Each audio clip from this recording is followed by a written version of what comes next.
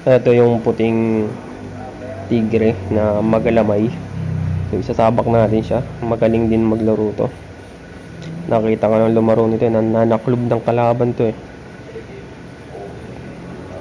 So, yan mga boss. Ang katapat niya ito, itong mamula-mulang tigre din. Ito, grabe din ang batik nito. Medyo malaki lang yung katawan nito. Medyo bilog lang. Diado yung tigre yung puti dito kasi mahirap balutan to pagka ganito. Pumapalag-palag to. Titingnan natin. Ayan mga boss. Yan na. Tapat na ko.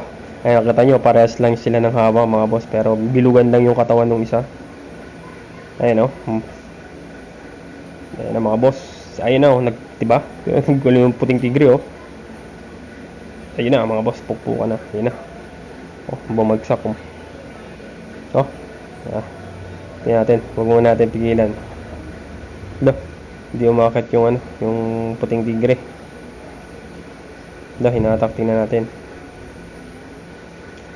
Kaya puputulin yan. Putya, sinakman. Naku po. Ayaw mo umakyat ha. Wala na to. Puta, dinakma ng pagganon. Putya, wala na. Hintayin na natin balutan to. Mawas pag ganyan. Uubusin na lang yan. Kakamandagan ka na lang ng ng gagamba. Kala ko puputulin eh. Buti nakuha na natin. Usually ganun puputulin nila yun eh. Puto binalikan. Ang tibay ng sapot yun. Yun yung lamang nitong isa. Matibay na yung sapot. Pero hindi naman dyan siya saputan. Tingnan natin baka saputan mga boss. Hindi lang naman titingnan natin dyan. Kumbaga itong laban na to. Ano na to? Yung mga boss sinasaputan na. Wala na. Hindi makapalag sa likod ng likod eh. Kumbaga gapos na gapos siya dito eh. So ayan mga boss oh.